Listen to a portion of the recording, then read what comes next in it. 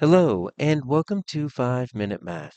Today we are looking at the Algebra 1 concept of attributes of quadratic function graphs. This is standard A.7A in the great state of Texas.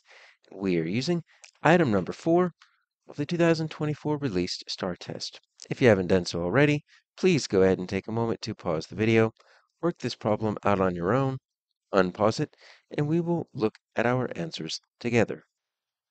All right, so we have simple statement. Which graph best represents a quadratic function that has no real zeros? So you've got two terms there, quadratic function and no real zeros.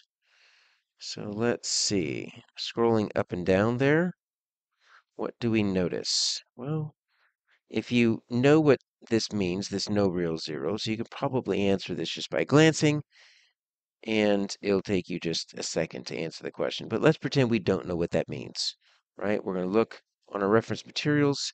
We don't know what the word zeros means. It's not defined for us anywhere here.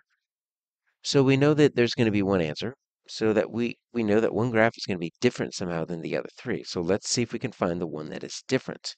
And then we'll talk about how you could have answered this really quick. So they're all quadratic function graphs, which means they all have the parabola. Okay, so this quadratic function is really talking about the parabola shape. And we notice that they're all facing up. Okay, so we don't have one that's negative and facing down. That could have been one difference that could have thrown us off. So really the only thing that we can look at would be, they all relatively look the same thickness or width. So it doesn't look like they're really skinny or really fat. So the only thing that's really left on this graph are the two axes, right? The x-axis and the y-axis. And so let's take a look at how these graphs interact with these axes, because those are the only things that are left.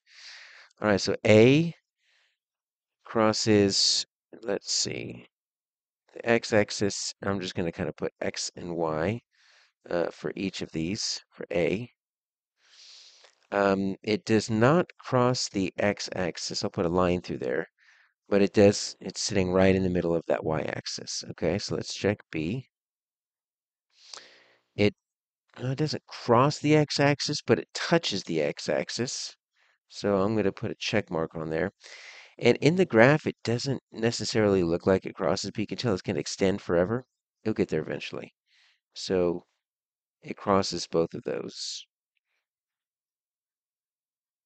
C, yep, sitting on both, or it's sitting on the y-axis and it crosses the x-axis twice, actually. So let's put a yes and a yes. And then D, it's kind of like B sitting on the x-axis, so it touches it at one point, and it's sitting right on the y-axis. So it definitely doesn't have anything to do with the y-axis. Take a look at the one difference here, though, right? We're looking for the difference. It doesn't seem like it touches. It's never going to touch the x-axis, okay? So let's talk about what zeros are. Zeros are sometimes also referred to as solutions. Okay, there's some other terms we might use sometimes to refer to them. Really what we're talking about is this. What is the x value that makes, and there's where the word zero comes in, y equal 0.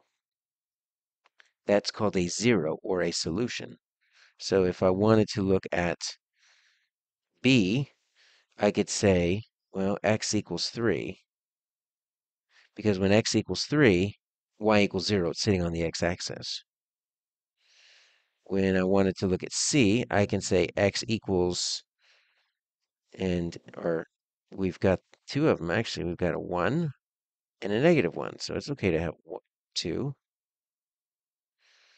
Then we've got, oh, it's just sitting right there on the origin, so x equals 0.